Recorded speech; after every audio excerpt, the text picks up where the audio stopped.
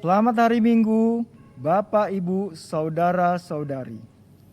Kami bersyukur kepada Tuhan Yesus Kristus yang memperkenankan kita bersekutu dalam kebaktian hari ini untuk memuji dan memuliakan Tuhan. Warta lisan hari ini, pelayanan secara online.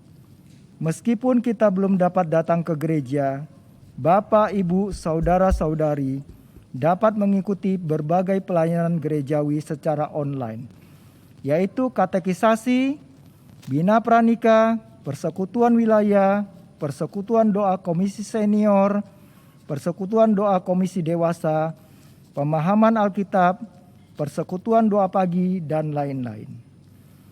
Warga jemaat dapat mengetahui informasi lengkap, jadwal dan alamat tautannya di Warta Persekutuan yang dapat dibaca di apps GKI Gunsa yang dapat diunduh di handphone kita. Marilah kita terus menikmati kehadirat Tuhan dalam hidup kita melalui persekutuan dengan saudara-saudara kita lewat pelayanan online di atas.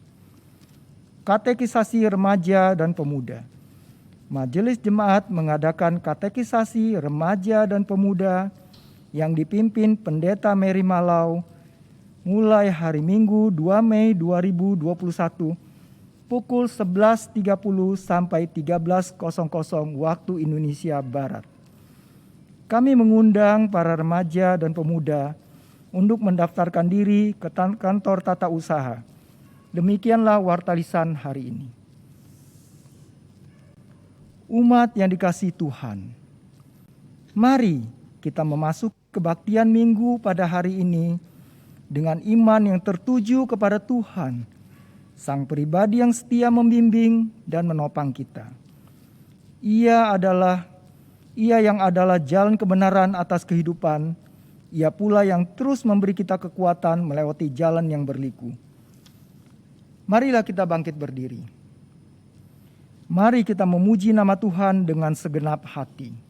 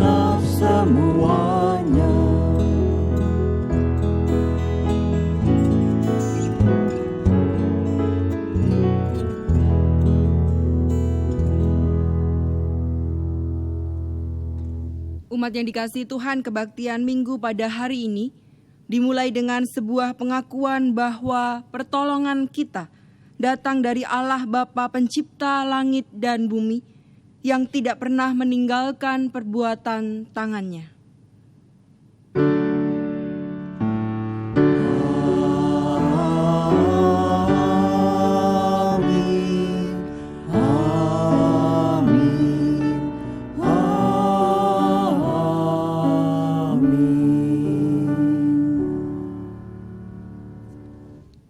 kasih karunia dan damai sejahtera dari Allah Bapa kita, dari Tuhan Yesus Kristus serta persekutuan Roh Kudus menyertai saudara sekalian.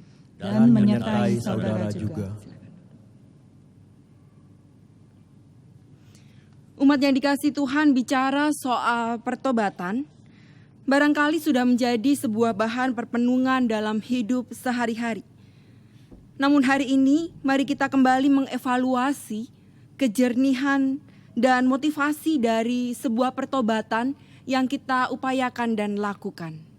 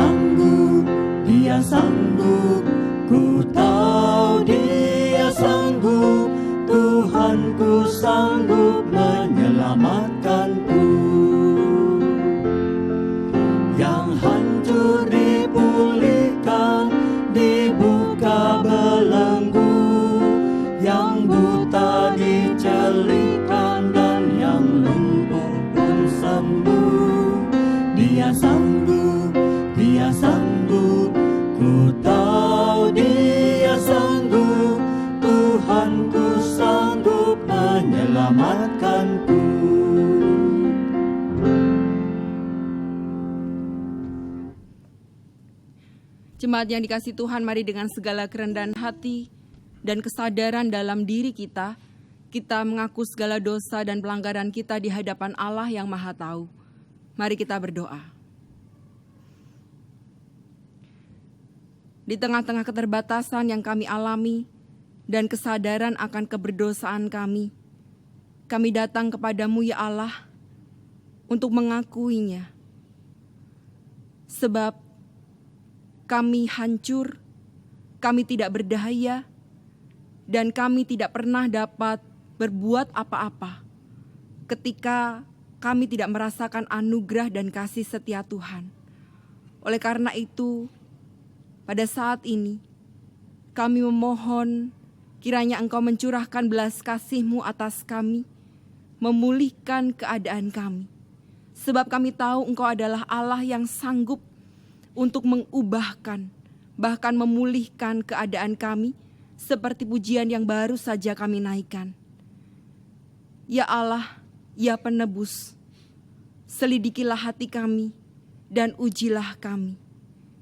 Dan ketika Engkau mendapati kami sebagai pribadi yang tidak berkenan kepadamu, tolong kami, balut dan pulihkanlah kami, sehingga kami menjadi pribadi yang semakin berkenan di hadapan Tuhan, menjadi pribadi yang menyukakan hati Tuhan dalam keseharian kami. Ini doa dan keyakinan kami ya Allah. Terima kasih untuk semua anugerah, kasih setia, dan rahmat Tuhan yang tercurah dalam hidup kami. Demi Kristus kami berdoa, mengucap syukur dan senantiasa berpengharapan. Amin.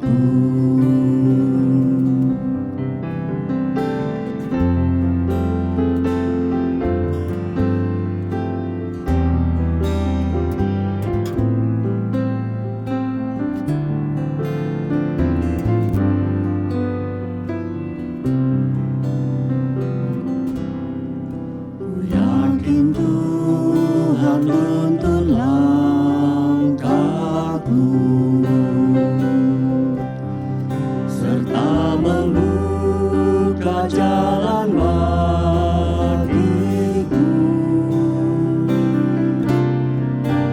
Ku mencari wajahnya, maka malam pun cerah. Tuhan membuka jalan bagiku.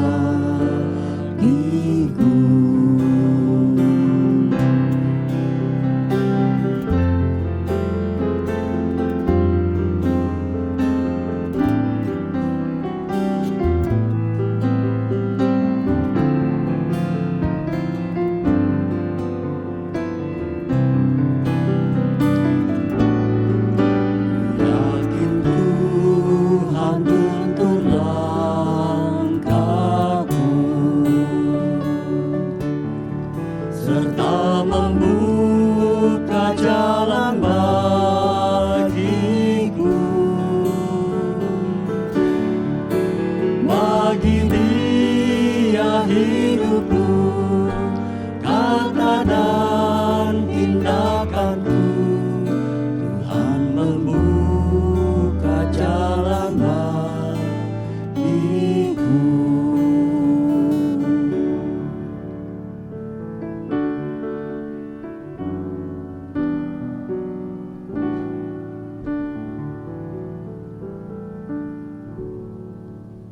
Umat Tuhan dipersilahkan untuk bangkit berdiri.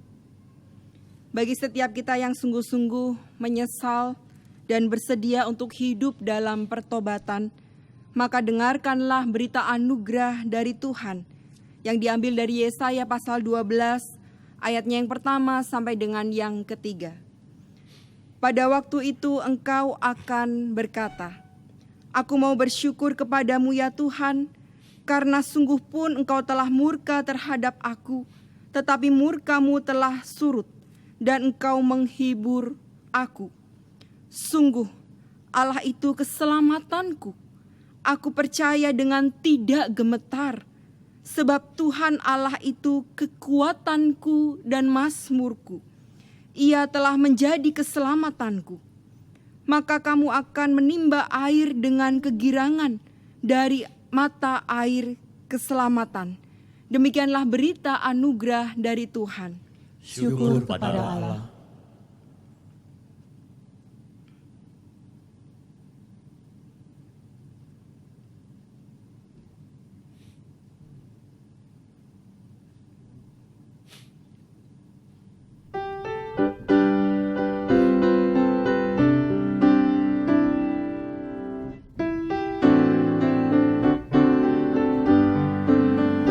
Seperti wanita di pinggir sungai,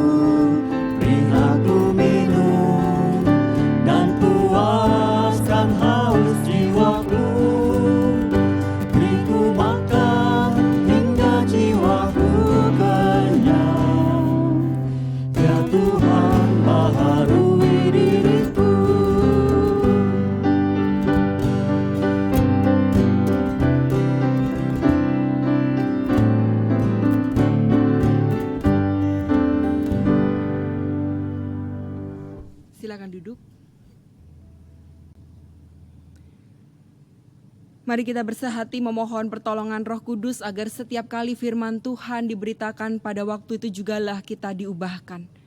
Mari kita bersatu di dalam doa.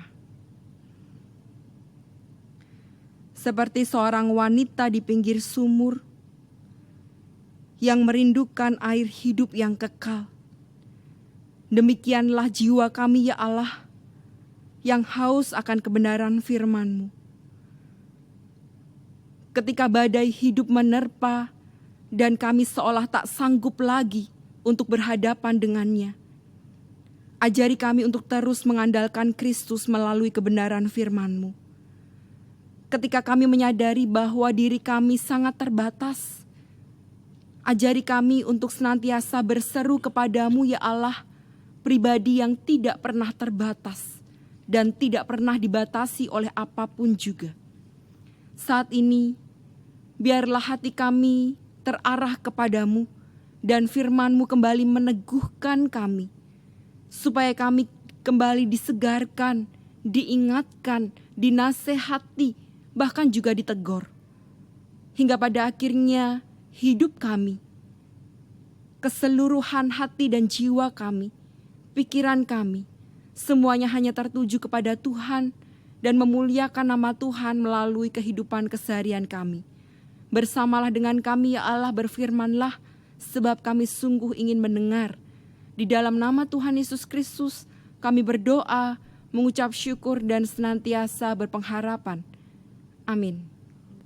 Saya mengajak kita untuk bangkit berdiri. Kita akan membaca bagian firman Tuhan dari Lukas pasal 24 ayat 36 sampai dengan 48. Injil Lukas pasalnya yang ke-24 ayat 36 sampai dengan 48. Dan sementara mereka bercakap-cakap tentang hal itu, Yesus tiba-tiba berdiri di tengah-tengah mereka dan berkata kepada mereka, "Damai sejahtera bagi kamu." Mereka terkejut dan takut dan menyangka bahwa mereka melihat hantu. Akan tetapi ia berkata kepada mereka, "Mengapa kamu terkejut dan apa sebabnya timbul keraguan-raguan di dalam hati kamu? Lihatlah tanganku dan kakiku, aku sendirilah ini. Rabalah aku dan lihatlah, karena hantu tidak ada daging dan tulangnya, seperti yang kamu lihat ada padaku." Sambil berkata demikian, ia memperlihatkan tangan dan kakinya kepada mereka. Dan ketika mereka belum percaya karena girangnya dan masih heran, berkatalah ia kepada mereka, "Adakah padamu makanan di sini?" Lalu mereka memberikan kepadanya sepotong ikan goreng. Ia mengambilnya dan memakannya di depan mata mereka. Ia berkata kepada mereka, "Inilah perkataanku yang telah kukatakan kepadamu ketika aku masih bersama-sama dengan kamu, yakni bahwa harus digenapi semua yang ada tertulis tentang aku dalam kitab Taurat Musa dan kitab Nabi-Nabi dan kitab Mazmur." Lalu ia membuka pikiran mereka sehingga mereka mengerti kitab suci. Katanya kepada mereka, "Ada tertulis demikian, Mesias harus menderita dan bangkit dari antara orang mati pada hari yang ketiga. Dan lagi, dalam namanya berita tentang pertobatan dan pengampunan dosa harus disampaikan kepada segala bangsa, mulai dari Yerusalem. Kamu adalah saksi dari semuanya ini, dan aku akan mengirim kepadamu apa yang dijanjikan Bapa-Ku. Tetapi kamu harus tinggal di dalam kota ini sampai kamu diperlengkapi dengan kekuasaan dari tempat tinggi." Demikianlah firman Tuhan. Berbahagialah bagi setiap kita yang mendengar dan melakukannya dalam hidup kita setiap hari. Haleluya. Haleluya, haleluya, haleluya.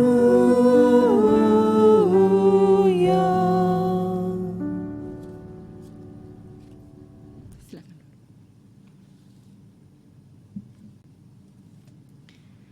Bapak Ibu Saudara-saudara yang terkasih dalam Tuhan Yesus Kristus, semoga setiap kita dalam keadaan walaupun mungkin tidak baik-baik saja, tetapi dalam keadaan berpengharapan.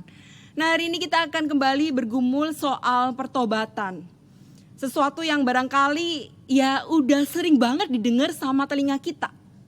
Sesuatu yang barangkali kalau dikhotbahin kita juga udah bosen ya. Sesuatu yang barangkali apa sih? Ngapain sih mesti ngebahas itu lagi gitu ya.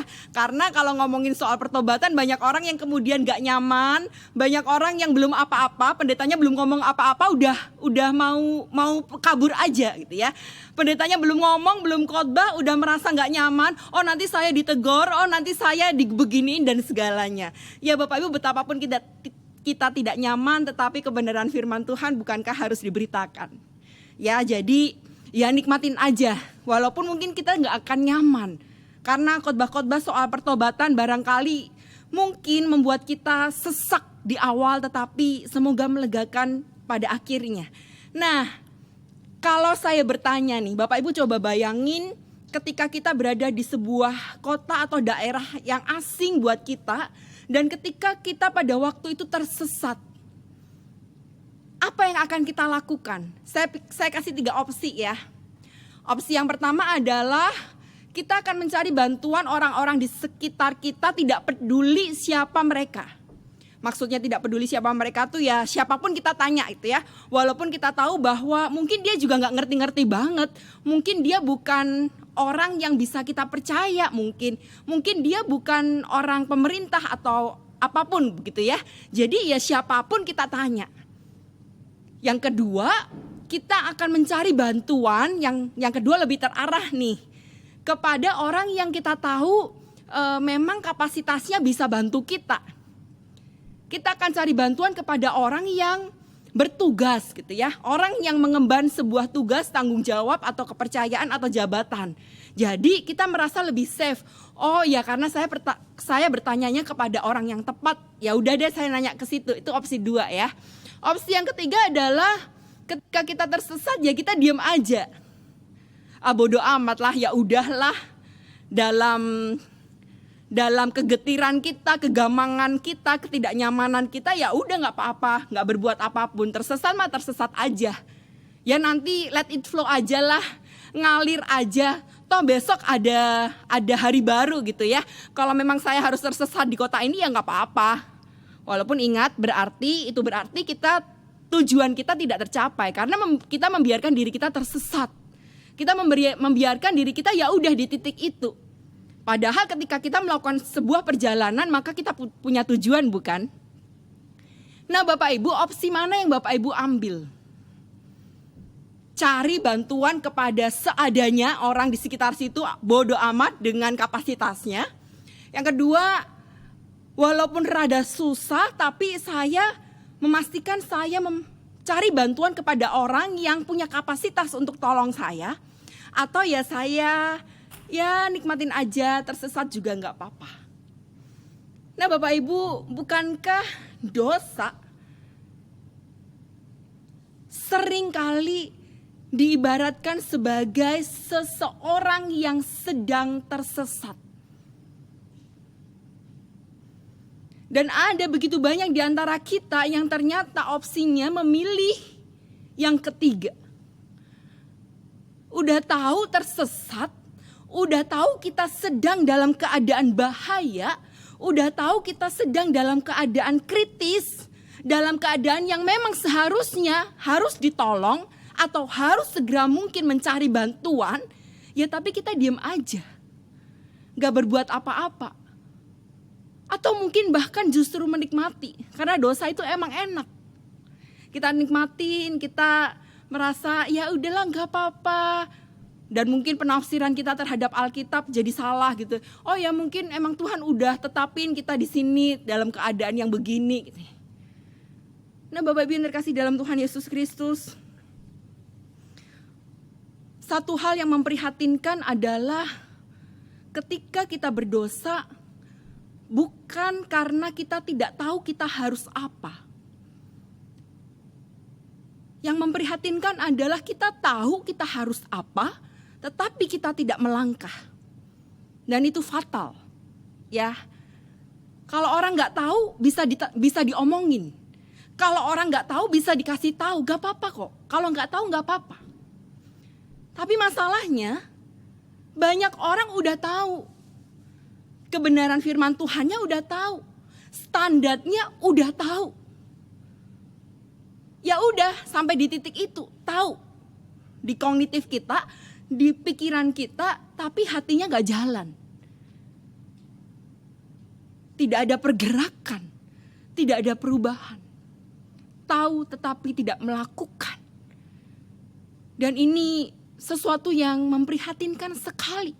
Ketika kehidupan beriman kita, relasi kita dengan Tuhan hanya sampai di level ini. Tahu tetapi tidak pernah melakukan apapun.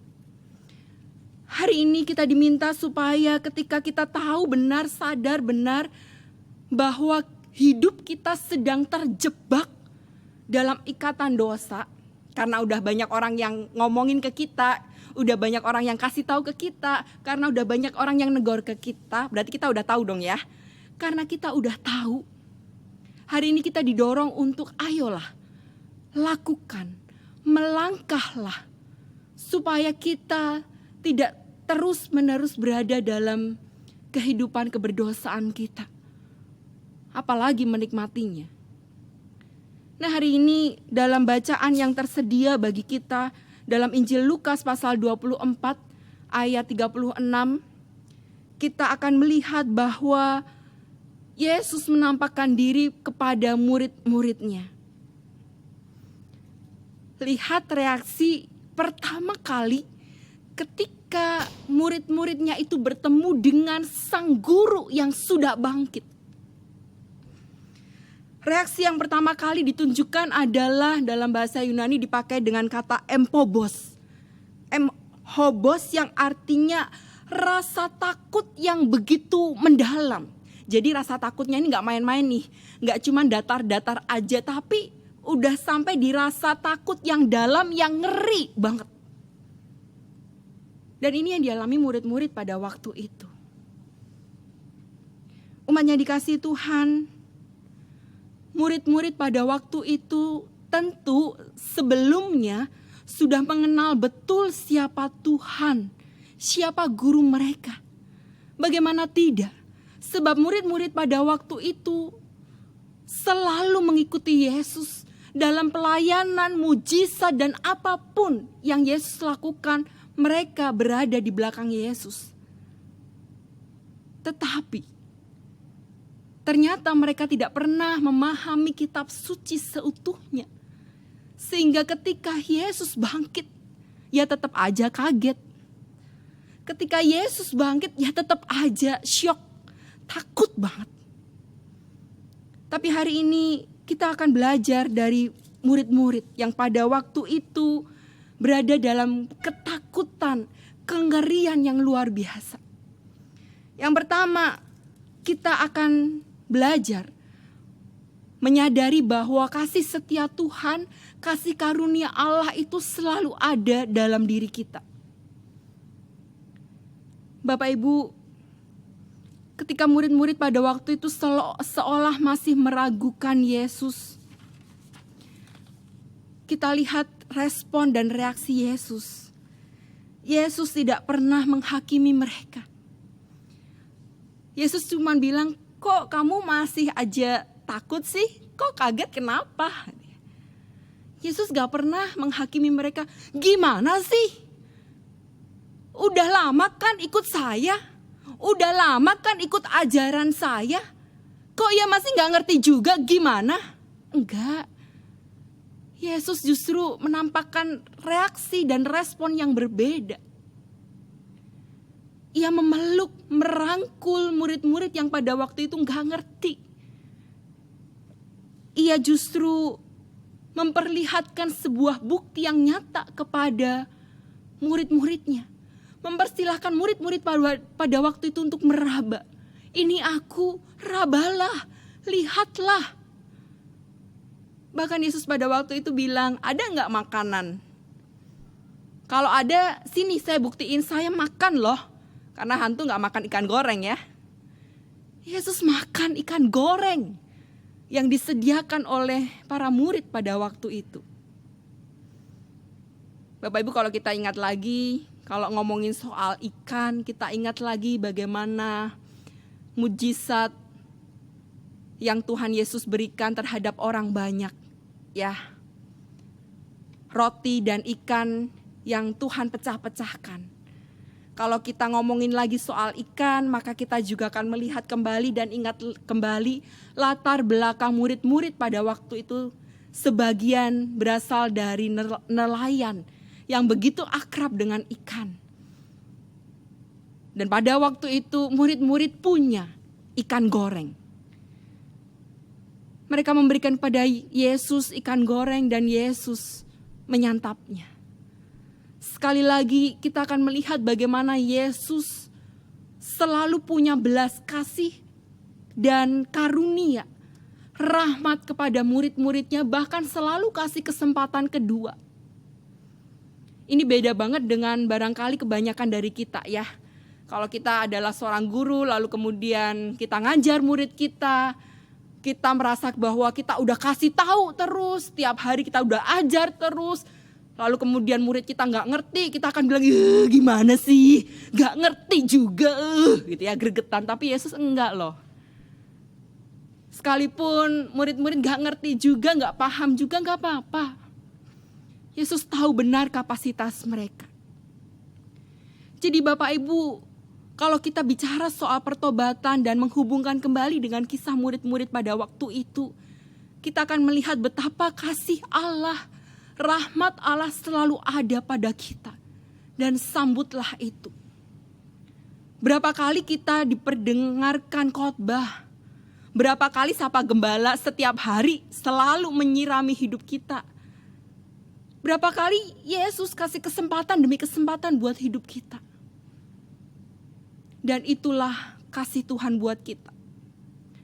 Ketika kita terjebak, ketika kita tersesat, Ia selalu bersedia memeluk kita. Ia selalu bersedia untuk merangkul dan mengangkat kita. Hanya persoalannya, maukah kita untuk diangkat? Maukah kita untuk menyambut kasih Tuhan? Atau jangan-jangan opsi yang ketiga tadi masih aja nempel di benak kita. Ya saya udah menikmatilah dengan kehidupan saya yang begini. Gak apa-apa, enak kok dosa. Sambutlah dia. Sambutlah kasihnya. Seperti murid-murid pada waktu itu yang juga selalu diberikan kesempatan untuk mengenali kembali siapa Yesus di dalam kehidupan mereka. Yang kedua, pertobatan. Bicara soal pertobatan selalu dimulai dari kesadaran bahwa kita butuh dipulihkan. Bapak Ibu, kalau orang gak butuh, dia gak akan melakukan. Bener apa enggak? Ya. Kalau saya gak butuh sembuh, ya saya gak akan ke dokter. Gak butuh soalnya. Kalau saya gak butuh ke gereja, saya gak akan ke gereja. Nah, berapa banyak nih yang walaupun dikemas dalam virtual dan online, kita tetap merasa bahwa saya butuh loh firman Tuhan, gitu ya. Kalau kita nggak lapar, nggak butuh makan, ya saya nggak akan makan. Pertobatan sama. Kalau kita merasa kita nggak butuh dipulihkan, kita merasa nggak butuh untuk hidup baru, ya kita nggak akan melangkah. Oleh karena itu bicara soal pertobatan, maka selalu harus dimulai dengan kesadaran baik dalam benak kita maupun hati kita. Bahwa kita butuh dipulihkan. Kita butuh untuk Tuhan tempa lagi. Untuk Tuhan ingatkan dan nasihati lagi. Hingga pada akhirnya kita memperoleh kehidupan yang baru. Yang dipenuhi dengan sukacita Kristus. Selanjutnya, Bapak Ibu yang terkasih dalam Tuhan Yesus Kristus, kalau kita mulai mencermati kembali apa yang tadi kita baca, ketika para murid itu sudah menyadari dan bahkan sangat berbahagia bahwa iya benar Yesus guru kami yang benar-benar udah bangkit. Alkitab menceritakan bahwa mereka itu sumringah, wajah mereka begitu bahagia. Lalu apa? Selanjutnya, Yesus mengatakan, kamu adalah saksiku. Bagian ini hendak mengingatkan kepada kita bahwa ketika kita sudah dipulihkan, ketika kita sudah hidup baru, ketika kita sudah dijernihkan kembali oleh terang Kristus, maka sukacita ini tidak pernah boleh hanya kita nikmati. Selanjutnya, kita diutus untuk memberitakan pengampunan dosa dan pertobatan kepada banyak orang. Oleh karena itu kenapa Yesus bilang, kamu adalah saksiku. Bapak Ibu Saudara-saudara yang terkasih dalam Tuhan Yesus Kristus, pertobatan yang kita alami diikuti oleh sebuah tugas. Supaya semakin banyak orang yang juga mengalami pertobatan, yang juga menyadari kebersalahan di dalam dirinya dan akhirnya menjadi pengikut Kristus yang sejati. Oleh karena itu bicara soal pertobatan ternyata bukan dimulai dari kamu, keluarga, masyarakat, pemimpin saya, bos saya, siapapun enggak. Tapi pertobatan itu dimulai dari saya. Saya yang bersedia untuk diubah. Saya yang bersedia untuk dipulihkan sebelum saya memulihkan orang lain. Saya yang bersedia untuk dikuatkan sebelum saya menguatkan orang lain. Saya yang bersedia untuk diteguhkan sebelum saya meneguhkan orang lain. Oleh karena itu hari ini saya mengajak kita dengan berani untuk mengevaluasi keberadaan diri kita secara jujur dan jernih. Supaya pada akhirnya pertobatan yang kita hasilkan berdampak, bahkan menghasilkan buah-buah yang manis. Menjadi inspirasi bagi banyak orang, menjadi teladan dan contoh yang nyata melalui tindakan kita, dan biarlah nama Yesus saja dipermuliakan. Selamat memiliki kerinduan untuk hidup baru di dalam Kristus. Kiranya kasih karunia, anugerah, dan pertolongan Tuhan selalu merangkul dan memeluk kita. Tuhan Yesus memberkati. Amin.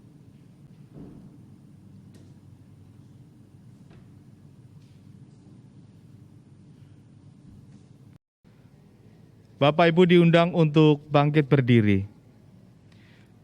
Bersama dengan gereja di segala abad dan tempat, marilah kita mengikrarkan pengakuan iman percaya kita seturut dengan pengakuan iman rasuli.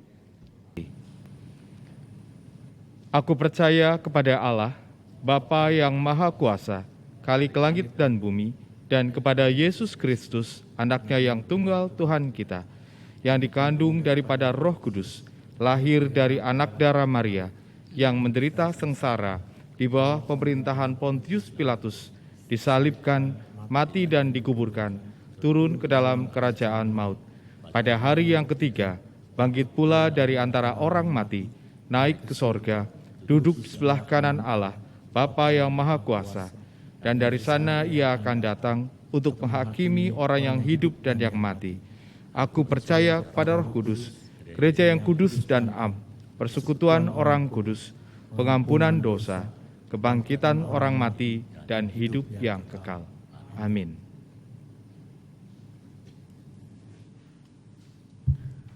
Umat yang dikasihi Tuhan, mari kita menyatukan hati kita di dalam doa syafaat. Kita berdoa.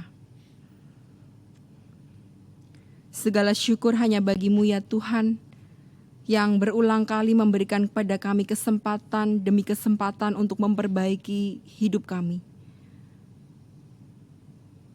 Ketika kami merasa tidak layak, Tuhan layakkan. Ketika kami merasa tidak pantas, Tuhan pantaskan. Sehingga kami selalu punya kesempatan untuk menikmati air hidup yang kekal. Tuhan, saat ini kami berdoa bagi bangsa dan negara kami. Di tengah-tengah pergumulan yang sedang dihadapi oleh bangsa ini, kami mohon biarlah kasih-Mu tidak pernah berkesudahan, menolong bangsa ini, memulihkan, sehingga pada akhirnya apa yang sedang pemerintah kerjakan dan usahakan, pada akhirnya berbuahkan kebaikan. Dan kami sebagai warga negara, sebagai bagian dari bangsa ini. Ajari kami untuk mendukung para pemimpin kami dengan tindakan-tindakan yang baik, melakukan berbagai tugas dan kewajiban kami sebagai masyarakat yang bertanggung jawab. Tuhan, saat ini kami juga hendak berdoa bagi keluarga demi keluarga. Tidak ada keluarga yang sempurna, sebab setiap keluarga selalu punya bebannya masing-masing. Tetapi di sisi lain kami pun meyakini bahwa setiap keluarga Tuhan percayakan berkat-Nya masing-masing. Oleh karena itu ajari kami untuk bersyukur untuk segala sesuatu yang Tuhan sudah kerjakan dan tambahkan bagi kami. Ajari kami untuk terus menyatukan hati kami sebagai sebuah keluarga, sehingga kami mampu untuk berhadapan dengan berbagai apapun juga rintangan dan pergumulan yang Tuhan izinkan. Tuhan, kami juga hendak berdoa bagi gereja Tuhan GKI Gunung Sahari. Kami bersyukur untuk keberadaan kami. Sekalipun kami terbatas dalam pelayanan-pelayanan kami, tetapi kasih Tuhan dan berkat Tuhan tidak pernah terbatas. Oleh karena itu kami mohon kiranya Tuhan memelihara kami. Kebutuhan-kebutuhan kami sebagai gereja Tuhan cukupkan. Untuk setiap program pelayanan yang berjalan, Tuhan juga menolong, sehingga semuanya mendatangkan kebaikan. Ya Tuhan, saat ini kami juga hendak berdoa. Kiranya sebuah kesempatan, momen di mana kami akan menghaturkan persembahan, Tuhan juga menolong kami, supaya kami memberikannya juga dengan hati kami seutuhnya, dengan tulus hati, sehingga apa yang sedang kami lakukan ini menjadi berkat bagi banyak orang. Kami juga berdoa bagi jemaat Tuhan di tempat ini yang sedang dalam keadaan sakit. Tuhan, pertolongan-Mu kami yakini sungguh sempurna, tepat dan pada waktu yang Tuhan nyatakan.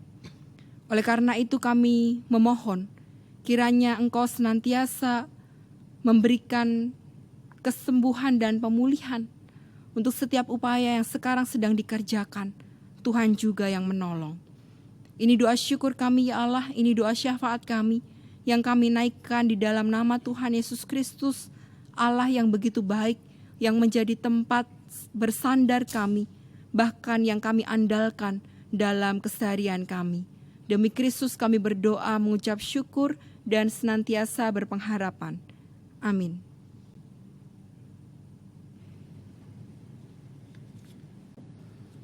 Umat Tuhan, mari menaikkan syukur kita kepada Dia, Sang Pribadi yang penuh kuasa. Pada saat ini kita akan menyerahkan persembahan bagi Tuhan sambil mengingat firman-Nya dalam Roma 11 ayat 36. Sebab segala sesuatu adalah dari Dia, dan oleh Dia, dan kepada Dia. Bagi Dialah kemuliaan sampai selama-lamanya.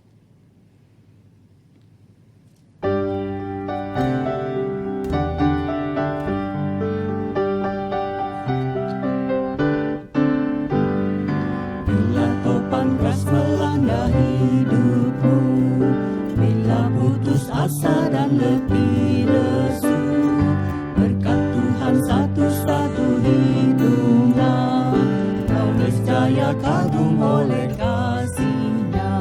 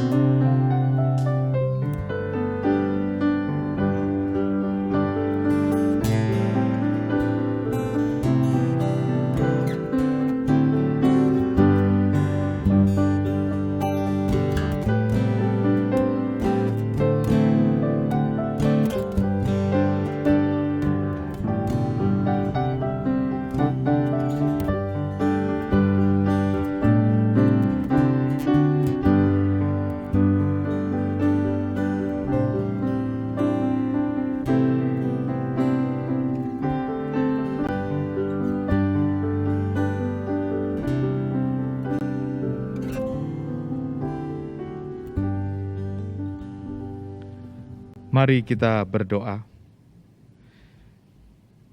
Ya Tuhan, sumber segala pengharapan, kami bersyukur jika sampai hari ini Engkau masih menganugerahkan kepada kami hidup dan kehidupan.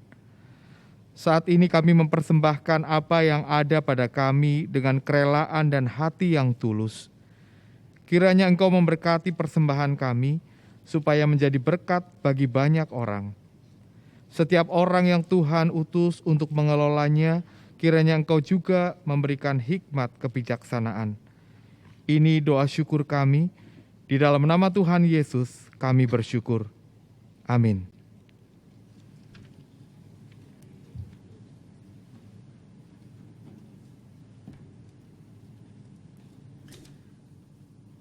Umat yang dikasihi Tuhan, bersukacitalah karena Kristus telah memberikan hidup yang baru, yaitu hidup yang dimulai dengan pertobatan. Sekarang lanjutkanlah hidupmu dengan iman, sebab Kristus ada bersamamu setiap waktu.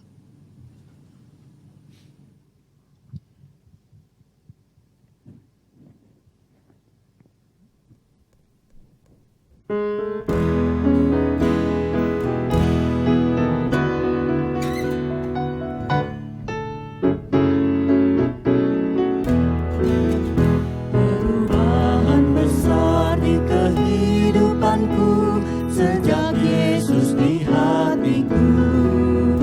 Di jiwaku bersinar terang yang cerlah sejak Yesus di hatiku.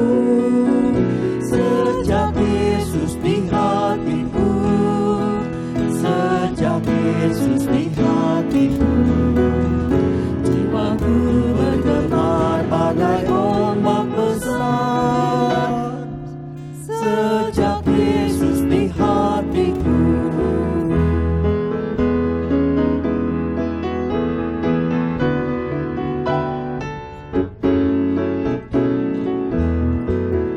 Aku tobat kembali ke jalan benar sejak Yesus di hatiku.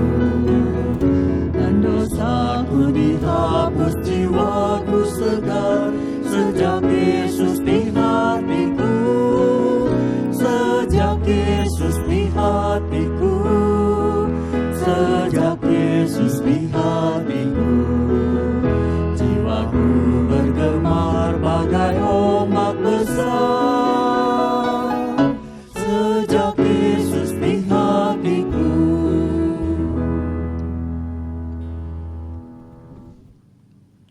Umat yang dikasihi Tuhan, sekarang arahkanlah hatimu kepada Tuhan.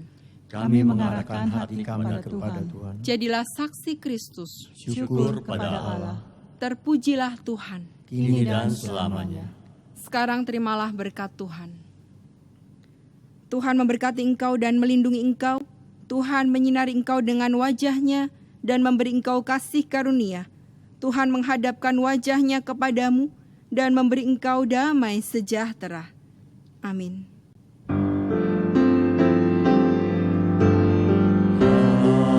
Haleluya, haleluya,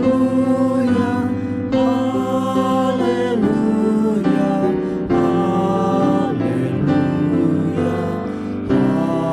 haleluya, amin, amin, amin.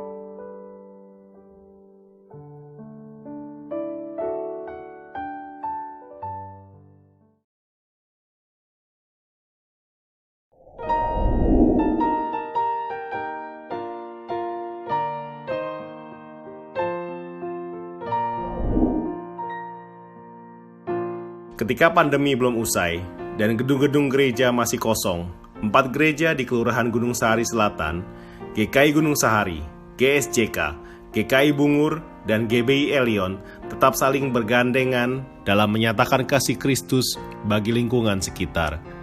Kegiatan pertama turut mendukung program pemerintah, dalam hal ini Kementerian Kesehatan Republik Indonesia dan Dinas Kesehatan Provinsi DKI Jakarta, yang sedang berusaha menuntaskan vaksinasi lansia sampai akhir Maret 2021.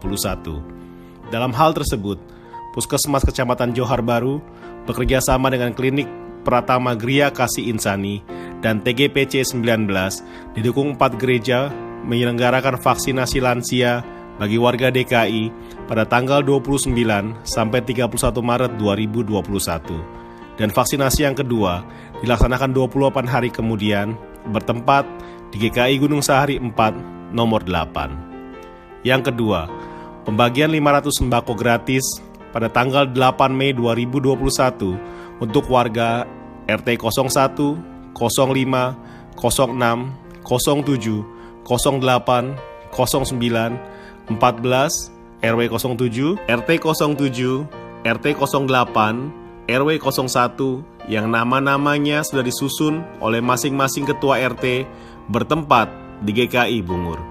Agar tidak terjadi kerumunan penyerahan sembako, diberikan kepada masing-masing ketua RT agar dapat dibagikan di lingkungannya masing-masing. Dana yang telah disiapkan oleh 4 gereja untuk kegiatan ini berjumlah Rp66.554.750. Apabila saudara-saudara jemaat memerlukan informasi, dapat menghubungi Ibu Imna di nomor handphone 0818 820 522. Atas doa dan partisipasi Bapak Ibu, kami mengucapkan terima kasih. Tuhan Yesus memberkati pelayanan kita semua. Bertolong-tolonganlah menanggung bebanmu, demikianlah kamu memenuhi hukum Kristus. Galatia 6 ayat 2.